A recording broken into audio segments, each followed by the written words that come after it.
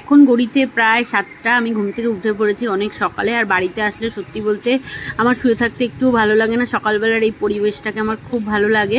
Hello everyone, এই যে দেখো আজকে রোববার, আমি রয়েছি মায়ের বাড়িতে।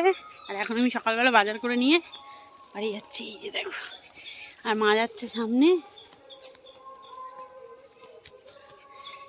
আজকে আমাদের বাড়িটাও তোমাদেরকে ঘুরিয়ে দেখাবো, আর আমরা সারাদিন কি করছি সবটাই তোমাদের সাথে আজকে ভিডিওতে দেখাবো।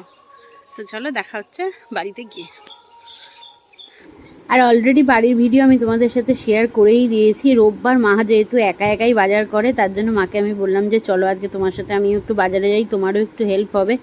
আর যেহেতু ছিল রোববার মাদার্স ডে, তাই ভাবলাম মার জন্য এইটুকু তো করাই যায়, যে সারা বছর আমাদের জন্য করে, তার জন্য তাকে এইটুকু যদি হেল্প করতে পারি, এটা কিন্তু মানে খুব বড় একটা পাওয়া আমার মনে হয়। সব ছেলে মেয়েদের কাছে এটা অনেক বড় কিছু।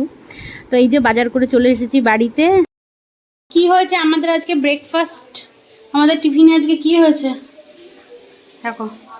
টিফিনে হচ্ছে লুচি, এই হচ্ছে তরকারি, এটা হচ্ছে আমাদের রসগোল্লা এখানকার, আর মা চা করছে।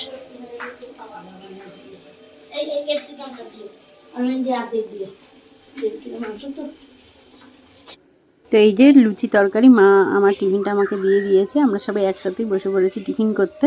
যে happy mother's day, first year mother's day. বলো তোমার কেমন কাটছে? খুব ভালো।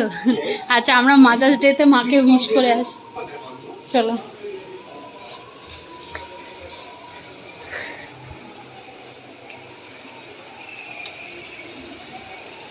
চলে এসেছি আমরা এখন রান্নাঘরে। আমার মা কি রান্না করছে দেখো। আমার মা এখন মাংস রান্না করছে।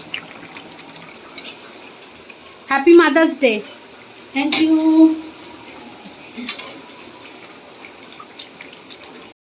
তারপরে সবাই স্নান টান করে দুপুরের খাওয়া দাওয়া কমপ্লিট করে নিয়েছিলাম, কারণ বোনের শ্বশুরবাড়ির থেকেও শ্বশুর শাশুড়ি আরও রিলেটিভ অনেকের আসার কথা ছিল। আর এইখানে দেখো আমি আমার গোলুকে রেডি করিয়ে দিয়েছি একটা হাগিস পরিয়ে, আর এই যে জামাটা পরিয়ে। বোন যেহেতু একা পারে না, একদম ছোট, ওই জন্য তো আমি একটুখানি রেডি করিয়ে দিয়েছিলাম। একদম একটা এখানে একটা টাওয়ালে ওকে মুড়ে দিয়েছি। ও তো ঘুমে পুরো কাদা। তারপরে ওই 3:30টার দিকে মোটামুটি সবাই চলে এসেছিলো, এসে অনেকক্ষণ ছিল ওনারা। তারপরে ওই 6:30 নাগাদ আবার ওনারা চলে গেছিলো। আর ওনারা চলে যাওয়ার পরেই হঠাৎ করে আমার মার শরীরটা খারাপ হয়, যে কারণে আমি আর ভিডিওটা করতে পারিনি। সাথে সাথে বোনেরও শরীর খারাপ হয়, বোনের হঠাৎ করে দেখলাম জ্বর চলে আসে। তো এই ভিডিওটা কেমন লাগলো অবশ্যই জানিও, যদি ভালো লাগে একটা লাইক করে দিও। আবার দেখা হচ্ছে তোমাদের সাথে আমার নেক্সট ভিডিওতে।